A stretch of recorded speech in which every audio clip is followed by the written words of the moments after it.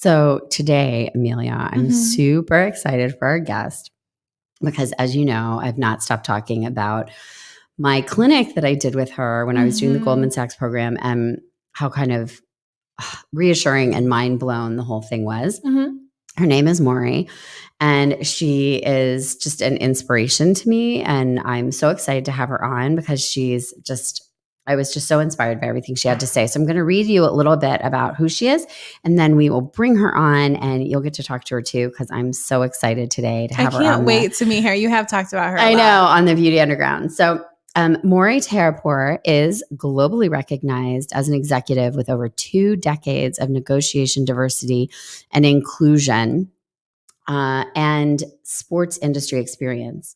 She teaches negotiation and dispute resolution at the Wharton School of the University of Pennsylvania, where she serves on the faculty of the Legal Studies and Business Ethics Department and is a 7-time recipient of awards for excellence in teaching. Ms. Taheripour, with a diverse client base that includes major sports leagues, Fortune 100 companies, universities, foundations, and professional associations. Ms. Taheripour earned her BA from Barnard College of Columbia University, her MBA from Wharton School of the University of Pennsylvania, and was awarded for diversity and inclusion from Cornell University. Her first book, Bring Yourself: How to Harness the Power of Connection to Negotiate Fearlessly, was just published last year in March of 2020. So we're super excited to have her here. We're going to talk about her book. We're going to talk about her life and who she is and how she feels about beauty in the business industry, which I think is really fascinating. So welcome, Mori. We are so excited to have you today. Excited to be here. So that was like an amazing intro about you, but you're so real as a person, which I think that amazing intro kind of belies, because this book that you wrote, I think, speaks so cleanly to being yourself. So as a woman in a pretty hefty business environment, how have you negotiated literally that position for yourself? Because I think it's really amazing. So first of all, I'm so excited to be here. We kind of had a mutual love fest after I taught your class. So I'm really excited that you invited me to be on. More excited that you love the book because it is it's been a painstaking process bringing it to market and raising awareness about it, because we launched it right in the very beginning of the pandemic. So we'll talk about that later, I'm sure. But how I negotiated sort of this where I am today is that I actually did not. And the interesting thing is that if it was up to me, there's a good chance I probably wouldn't have been doing this at all. I am an introvert by nature. I used to have horrible fears of speaking in public. And while I was at Wharton getting my MBA, a professor of mine with whom I took my negotiations class said, have you ever thought about teaching? And I was like, no, like never, right? Never. And he's like, I think, and again, he was my professor for the class. He said, I've watched you. I think this is something you would really enjoy. You've been an entrepreneur for so long. This is, sort of this subject from a technical perspective anyway, but I think you'd be great at sort of communicating it to students. Why don't you give it a shot? So we went back and forth on that for a while. And I agreed to be his TA for a semester. He said, just try it this way. Dip your toe in the water. And from the very first class, where, by the way, I wasn't supposed to teach, I was supposed to be in the background. He had an unfortunate family emergency, a death in his family, actually. And he called and he said, listen, I have to go to LA. I need you to teach this class. And I was like, it's a funeral. Can't you just cancel it? Can't you just change it? That's the best excuse ever. Right. And he's like, no, I think you can do this. So he kind of threw me in the deep end of the ocean. And he said, basically swim. And by the time he made it to sort of the next class, that same weekend, I was magically in love already, just from a different perspective. And I think it sort of spoke to my desire to help, support. It just weirdly put me in a place that connected with me immediately. And it became less about me being nervous about speaking publicly or in front of a classroom. And it became much more about, here's a whole group of students who maybe can benefit from my experience and what I have to say to them. And it was like love at first class. And so that's how I ended up here, is, almost 18 years later, being at the Wharton School. That's so cool. And then you also have the sports stuff and the negotiation stuff. So obviously that all has dovetailed together in a way that's pretty cool. And how did you get into that aspect? So same person who got me to teach is also the person who said, yeah, and I'll open all these doors to you. You have to just go to all these conferences with me. I'll introduce you to people. At the time, he asked for my help with another professor to launch the Sports Business Initiative, which was a sort of a think tank at Wharton, and we're focusing on the business industry. And we ended up doing a lot of sort of classes to support professional athletes. We did symposiums and conferences and student projects, but it all sort of happened almost at the same time. And I had, way before he was my professor, I'd gone to him and had set up a meeting to meet with him just right after I got accepted, actually. And I said to him, listen, I've been sort of dancing around the sports industry for a really long time. I've been sort of on the fringes, and this is an industry I've been incredibly passionate about forever.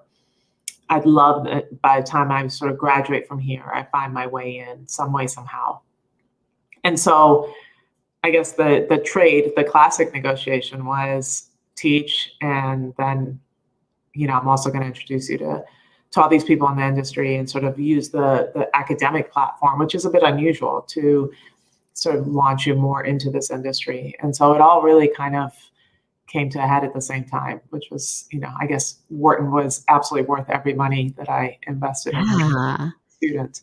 And it's a powerhouse of a school. Obviously, everybody knows Wharton, and you can't go wrong going to Wharton. And it's so well known. But it's funny. We were talking before we got going about how we feel when we're speaking publicly, like how we feel we have to look, present ourselves, what we're doing. And so one of the funny things is we're going to go back to Main Street and we're going to see all these seniors zhuzhed up for their big senior night, right? And it's so funny because I think back to my high school days, even my college days, and how I dressed and how I felt about myself versus now. And the level of comfort in my own skin is entirely different. And I wish there was a way to bottle that. And I wish I could have had it when I was 18. Yeah. And I don't know what it is, if I've just given up. I don't care anymore. Like, whatever, this is who I am, right? Like, I don't mean it in the bad way. No, I mean it You're not giving up. Right. Like, I've just, like, I accept myself more, but it is true. Like, we were talking about curly hair, and I confessed to you earlier that every job I went to, every professional thing, I straightened my hair because I felt like I wasn't taken seriously with curly hair, which is wild to me when I think about it, but it's true.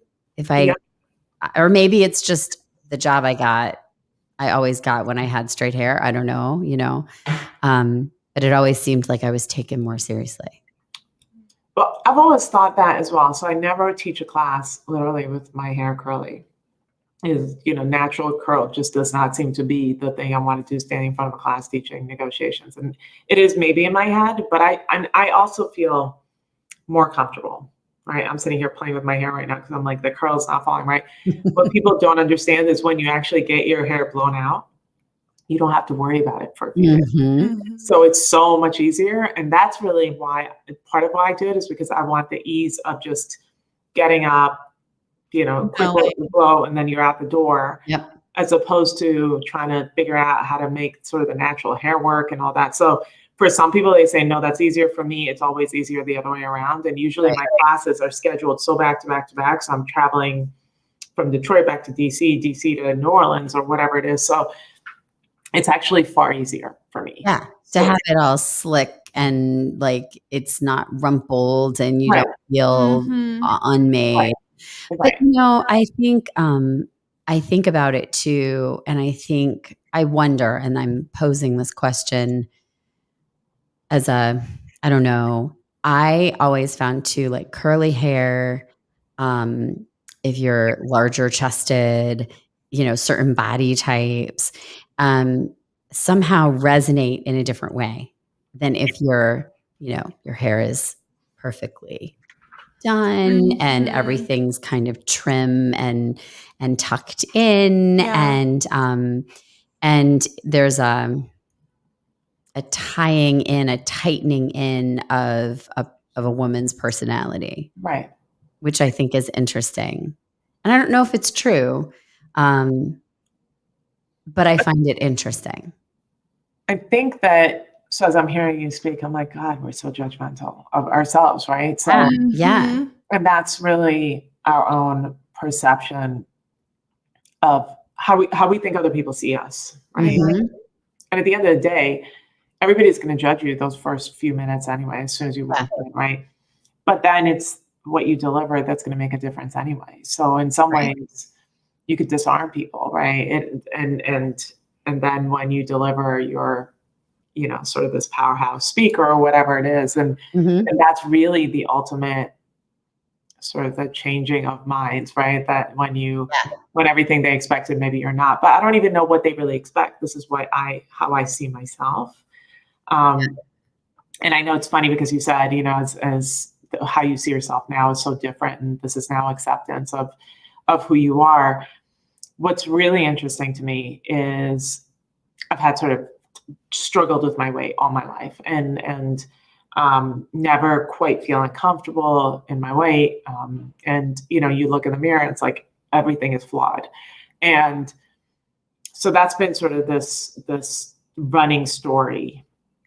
And November of 2019, just before my book is going to be released, I was like, okay, time to lose the weight because, on camera plus 10, that is not going to happen this way, right? So and not to mention, I was exhausted, tired. I felt like I'd gained some weight and felt like I was just dragging, so health-wise, I wasn't feeling very good. So I lost a good amount of weight. I feel really good now, partly because I have so much energy and everything sort of seems more natural to me, if that makes any sense. I don't feel like I have the I'm not lethargic. I'm not, none of that. But then I started looking at some pictures of a few years ago, and I was like, I wasn't really that bad. Like, why did I think I was? And I remember at the time thinking like, no, don't take pictures of me in a bathing suit. Don't, and thinking I was so big. And now in hindsight, I looked at those pictures and I was like, what was I thinking? Yeah. Like, I would take that body weight now. You know what I mean? And it's like it was immediately hit me like a ton of bricks. I'm like, that's how we judge ourselves. Yeah. And we really took a step back and just were grateful and, happy in our skin and in our body, then, maybe our mindset wouldn't be so off. Like we wouldn't struggle with the stories we tell ourselves so much. And I think that's what comes with age, right? That's that perspective. Yeah, because you can get outside yourself. We had on one of our first episodes a friend of mine who's an actress in New York, and we knew each other in our 20s when we were in New York City acting. And she and I had similar roles in that we would go out for, which is how we met each other, because we were both more comedic. We were always the snarky best friend, the big sister, the wise, whatever character actors, like never the ingenue. We weren't that type. We weren't that person. Like we weren't going to be the wilting ingenue. And so those roles when you're younger tend to go to older actresses. So at 25, you're competing against women who are 35, because that tends to be how it's cast. Right. Anyhow, I left the business because I was like, no. And she has stuck it out. And now she's getting a ton of work, random, wacky one day here. She was in a video game. She's on movies, but it's always like, these funny little bit parts. And she was saying that with high def television, she just had to get comfortable. Right. Like she was like, just all this. She goes, I just knew the camera was going to pan to me. And I knew I had to be listening to the person speaking. Right. And I had to be able to respond and be still. And she's like, I just had to be okay with it. Like I just had to get okay. Because she's not a tiny person. Mm-hmm. And she's always been kind of,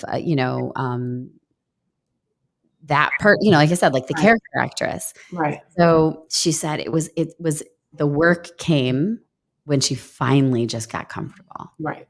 I feel like that mindset seems, not that it seems impossible, because I feel like I'm pretty accepting of myself. I would say so, and yeah. pretty like confident in myself, but just the idea of like, I don't know. Especially, I think it's just camera, because we sit down in front of this camera to do our podcast. We're so judgy. And instantly, we're always like, okay, hair can't be this way. Like, suck in your chin, set up. Like, so I still can't imagine actually. And yet you're the camera generation. Like, we've had that talk. Yeah. Like, well, I don't know. I'm horrible at pictures. I was just out in LA that whole week, and I did not take a single picture. You didn't? No. She was with her filmmaking boyfriend in LA who was there for work. And I didn't take any pictures. Not one. Shame on you. It's hard. It really is. It's hard. And I just feel like uncomfortable constantly being, okay, like take a picture. Right. Like, I don't know. I'm not that person. Right. No, I know. So I guess maybe just seeing myself on camera in any way is like. Yeah, it's hard. I mean, this is really wacky, right? Staring at yourself for 9-10 hours a day. Yeah. That's what I end up doing, because it's like you teach for 5 hours, then it's a podcast, then it's a virtual book club, like whatever it is. Yeah. Never in my life have I stared at myself for 10 or 11 hours a day, right? It's insane. So and it gives you a lot of sympathy, right, for Kardashians and celebrities. I mean, I can't imagine the pressure. Constant. Yeah. Yeah. I mean, it's really hard. Yeah. I don't think I could handle it. Like, I don't think I could date a celebrity, even if one wanted me. Because I'd be like, I don't think I can handle that. No. Scrutiny. Right. Well, but you have to be, and again, you have to be okay with the judgment of others. Yeah. And sometimes I think that's easier than the judgment of yourself, right? The way you speak to yourself, right? Because there's much more baggage with that. Whereas I think if you can sort of address those things and overcome some of those issues, then you do go to a place where you feel so comfortable in your skin that everybody else's perspective or opinion becomes muted in some ways, right? You're not as hyper aware of it, I think, when you sort of become that comfortable. But that's the work, right? So I do think that you have to be incredibly confident that you have self-love, self-acceptance, right? And do you think that's how you do it when you go into some of these meetings, or, you're up against it with someone who like, you're like, oh, this is going to be a big one. Do you... Like, how do you mentally kind of prep yourself? I mean, obviously you've done the prep in the homework part. I'm not talking about the like business part, but the physical part. Like, you say you're an introvert and all those things, but then like when you're getting dressed in the morning and looking at yourself in the mirror, like, how do you game that for yourself? Well, when I was getting dressed to go out, there's that. I had a few rules. Like, first of all, I am a bit of a perfectionist, and I don't do it for other people. I want to look in the mirror and be happy with my hair, my makeup, whatever it is. And I honestly, when I say I don't do it for other people, I don't. I sort of, that's that moment where I want to be very comfortable, and B, sort of present as a way that I feel like I'm at my best. But I will not wear uncomfortable clothes. So if something doesn't fit right, or I feel like it's too tight, or I don't put myself through the grief of, the 3 layers of Spanx. I can't even wear 1 layer of Spanx, to be honest with you. It's because it's uncomfortable to me. And I'm like, that I will not do, right? I want to feel comfortable in this outfit. I want to feel comfortable in this dress. And I feel like I just breathe better that way. And I used to love heels. So I used to wear 3.5, 4-inch heels regularly because it was my most comfortable. So I walked in a classroom, I had the sort of the not flat footed, but really feeling sort of the arch. And that to me, people are like, is that comfortable? And it was so comfortable. Obviously there are heels and then there are heels, but the shoes that were more comfortable to me gave me more of sort of my power, maybe even helped with my posture, were the heels. And so even that I didn't do for other people. That was for me. And I think at the end of the day, no matter how masculine, right, or male dominated the fields are that I have chosen and to be in, I was always really proud to be a woman, right? And I had that the softness that I think was essential to me. So I sort of it's the juxtaposition of, I'm no wallflower, but and I'm passionate about my opinions and all the rest of it. But I'm also a woman, and I love that about myself. I love the dresses. I love that's who I am. And so I very early on, I made the conscious decision that I couldn't be uncomfortable, because then that would take part of my energy that I wanted to put into being present and being mindful and being focused on the conversation itself, instead of having to worry about, what I'm wearing or my hair or my makeup. So that's what I'm saying. Like, even blowing out my hair just made it comfortable. Bam, I'm ready to go. Let's do this. And I think that was always really important to me. I wasn't going to wear the suit to look less feminine. That wasn't me. And I wasn't going to pretend to be something I'm not. Which is, it kind of goes back to the book. That whole idea of bringing yourself honestly to any situation, because it is true. Amelia and I were talking about, she on her Instagram feed tries to follow authentic women so that she's like, you explain it better than I do. So I try to follow I don't know. Body positive. Yeah, like body neutral. Just women who aren't necessarily like, oh, I love all my cellulite and stretch marks. It's just I have cellulite. I have stretch marks. I'm trying to get to the self-love, but right now I'm just trying to be neutral about my body and not tear it down. Yeah. So I really enjoy that. And I also make an effort to follow women of all sorts of body types. So I see body types that represent my body, and I see bodies that represent my mother's body and my best friend's bodies. Cause it makes me less envious, I guess, of people that I see out and about. That's because I don't see a super tall skinny girl and be like, oh, I wish I was like that. But I also don't see a girl with a bigger butt than mine, and you're because it's just okay, there's beauty in that body, there's beauty in this body, but there's also beauty in my body. So it just makes it easier for me to recognize that, I think. Yeah. For sure. It's really, I think generationally, I was looking back at pictures. So this is something I think as you get older, you do. I look at my face and I'm really critical. I'm like, oh, I have that wrinkle now, or I have that little dark spot, or I have my eyes look really tired. And I found some pictures of me from college, and I was like, oh, I had it then too. Exactly. I just wasn't that self-critical then. Or I've been critical all along, and I've been the same person for 50 years. Right. Yeah. Right. Because also I didn't have a camera to see myself in every minute of every day. Right. We were talking about Zoom earlier, that you're not looking at yourself on Zoom. Right. And I'm not a Kardashian or a TV person. I don't have to see that all the time. Well, and it's funny you said that, because I did a Zoom the other day with somebody, and I realized I have a dimple on my chin.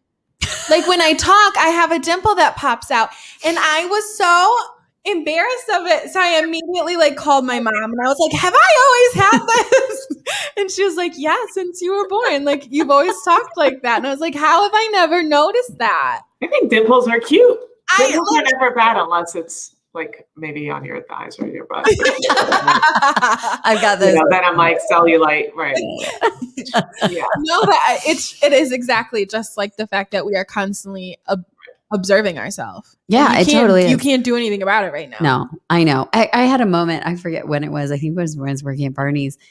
I was obsessed with my elbows. It's a really weird thing to be obsessed with, but I got like, because there were mirrors everywhere. There was a Seinfeld episode about the Barney's. Yes, I was going to say there was a Seinfeld episode about that. Yeah, or your knees, like when I wear my knees. Yeah, I think this conversation right now is hilarious because the funniest thing is how much time we spend talking then to ourselves, like in the mirror or like when I'm on camera. Right. But I don't know. I mean, the truth is that I'm so grateful for everything I have. I'm so grateful for the fact that I have a strong body and I have a healthy body and that I have the wherewithal and the energy to do what I do every day. And that, every morning when I wake up and I put one foot after the other on the ground, I think I'm so lucky to be able to do this because I've had far too many. I've been in car accidents. I live with MS. I was diagnosed in 2010.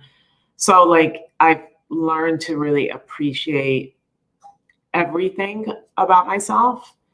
And when I want to change things, it's not that I hate where I am. It's that it's part of everything else I do. That's sort of the improvement. I want to be at my best. when I lost my weight, it was really, again, much more for health reasons because I was just exhausted all the time.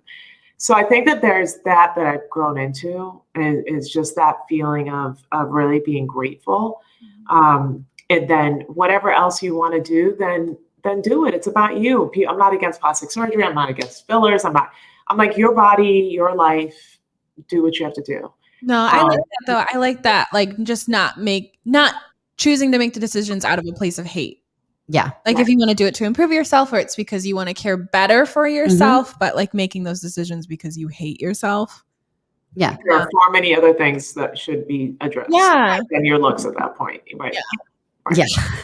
It's so true. So what is your favorite, if you were to look at like your beauty ritual, what's your favorite tool in your toolkit when it comes? Is it lipstick? Is it skincare? Is it? You also, I'm sorry, I can just see them right now. You have really nice eyebrows. They're very high arched. And Amelia loves eyebrows. Yes, this is where I spend a good amount of my money because I am Middle Eastern. We are blessed with really very nice eyebrows, but so I do think that's really important. One, because it's sort of like this is the first thing I see, and again, this isn't because of how other people see me. It's just I look in the mirror and I see my eyebrows. Yeah. So I think we'll just put hair aside because that's a whole nother.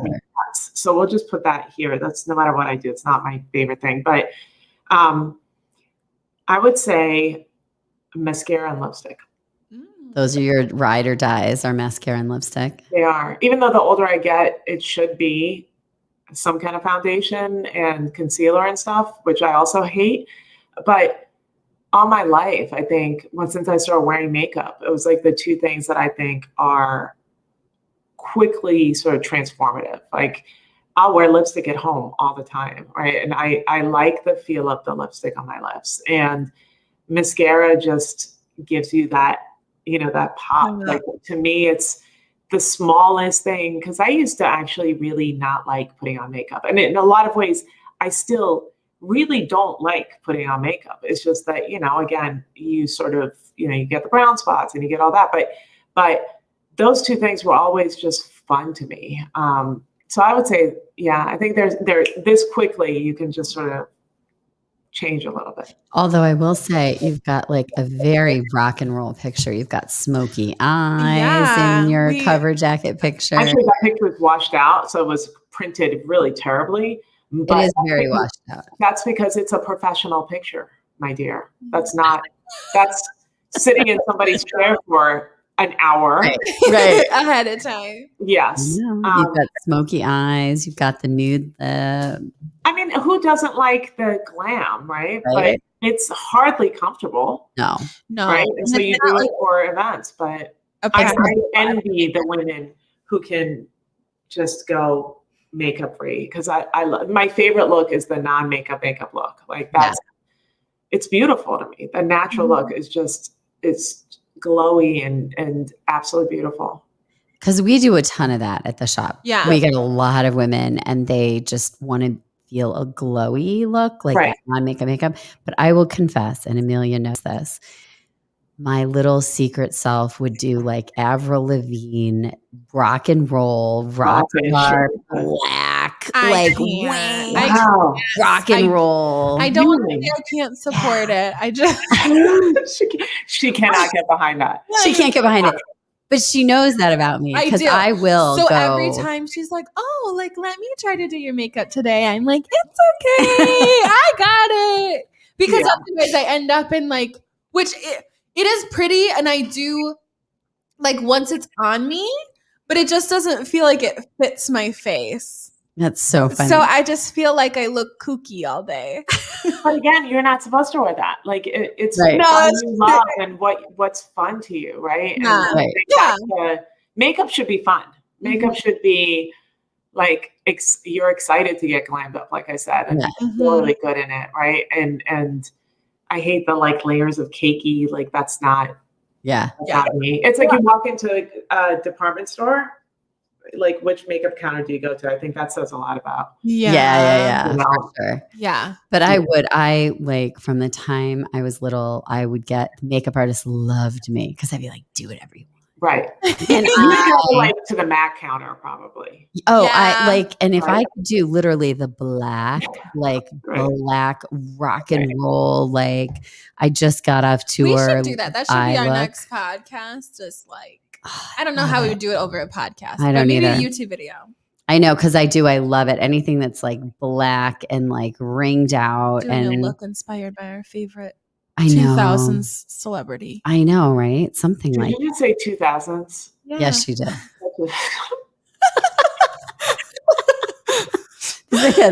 Amelia is like 28. Kill me right this very minute. Yeah. I thought she was about to get old school, and she's like 2000. So I was like, oh my god.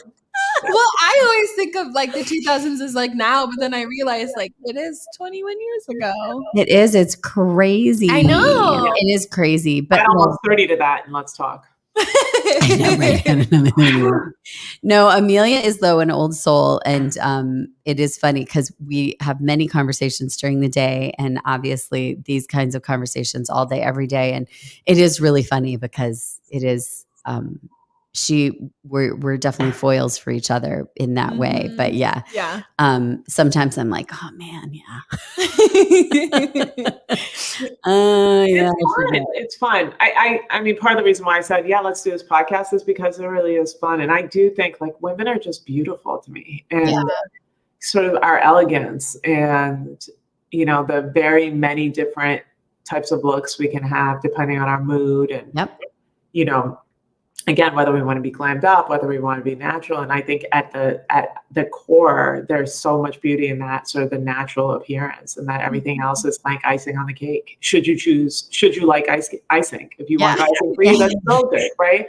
And I think that's just, it's fun. I appreciate it. I don't think it's a must. I just think that, you know, whatever you want to do to have fun with it and feel better, and that's all okay. Just, it has to start from a place of self-love. And if I could take it all back, if I could go back to my college years and high school years and, you know, sort of even a lot of my adulthood, I would tell myself that there's so much more to love than dislike, and that there's so much more to that happiness when there's self-acceptance and pride and confidence. Yeah. I would go back and change that, because I feel like, again, aging and experiencing things, you realize that the grass is hardly ever greener, and that there's something so much more freeing and joyful to just like stop and appreciate, as opposed to lament over what you don't have, and just be grateful for what you do have. Well, not being comfortable in your skin. And we've talked about that because when I was in New York, The New York S Factor came to New York, the workout S Factor. I don't know if you know it. And I got invited to a class. I talked about this on a podcast, and no one would go with me because it's pole dancing. And everyone was like, I'm not going with you. That's crazy. So I went by myself, and it was terrifying, absolutely terrifying. Like I didn't know what to expect. I feel like I would just tell myself everyone is feeling like this. Like it's a new experience for everybody. It's true. And you do, once you get in there in this dark room and you have the experience, you're either super into it or you're like, oh, peace out. I can't do this. Right. But honestly, one of the big takeaways from that particular studio, S Factor and Sheila Kelly, is the whole idea of being comfortable in your body as a woman. Stop making yourself smaller. Stop trying to not have hips or not swivel or not swirl or not wear high heels or not do those things. You should feel empowered in your physical self. And pole dancing, because she'd been an actress and she had done a movie where she'd had to learn all this. And she's like, I'd never been in better shape. I'd never felt better about myself. And she goes, and it automatically heightened my femininity, my like curves and my femininity in doing this. And it was a blast, an absolute blast to do. I recommend it to literally anyone who wants to go. It is a blast. Well, we did it with like a group of us, my girlfriends, just for like a fun party. And I was like, first of all, this is the hardest freaking thing ever. Yeah. The amount of strength that goes into it. My legs the next day were all purple, basically, from like face down, because of like you try to swing your leg. And so, and I had, fancied myself to be in shape. And I was like, this is the hardest thing. The other thing about it is that you see women of all shapes and sizes who could do the most amazing things. And so it's not easy. It's like, it is really your core strength, your arm strength. It is hard. And you're right. It's very feminine, but it's also super, super, super difficult. Yeah. It's like, and it's empowering in that sense, because what my body type can do versus what someone else's body type can do are two totally different things. Right. So it's kind of like aerial yoga. Like you're doing these poses and you're holding them. And this pose might work for me because whatever, I have great side chub to hold onto the pole, but somebody else might have like great leg strength so they can do something else. And so it was really freeing, but it is hard. Oh my God. I don't mean to interrupt this conversation. I'm going to run back to the oh my gosh, to open up. We do. We have. I have probably like another minute myself. No, 4 o'clock. No, so you can even close it out. No, for sure. Well, we're going to go celebrate our 2021 graduating Brighton Bulldogs. Oh yeah, is that what they do? I don't know. I just made it up. Ruff, ruff, ruff. I don't know. Bulldogs. I guess that's the noise they make. I don't know. They wolf, right? So oh my gosh, so much fun. I can't even tell you how much this meant to me that you came on, and love your book, and I hope everyone buys it and learns that negotiation doesn't have to be something that you're not, and it doesn't have to be an awful thing. It can actually be an amazing thing. So thank you for bringing this into the world. Thank you for joining us. Yeah. Of course. Have a wonderful work. It's totally different, as you can imagine, than the conversations I regularly have. So I hope I thought it would be just a lot of fun. And really, because when we spoke after class, I was like, this is such a big part of being a woman. And again, accepting yourself for exactly who you are and celebrating yourself and bringing yourself, right, the best of yourself, and just being in your power as such. And so it was a joy. Thank you very much for inviting me. Thank you. And we celebrate you, and we are thrilled that you're bringing all this to us. So thank you. The next time I'm in town, I'm going to have a big book event there. So yes, we want to know. Let me know for sure. We will be there, girls on. All right. Have a great afternoon. Thank you. Bye, ladies. Bye. Okay, bye.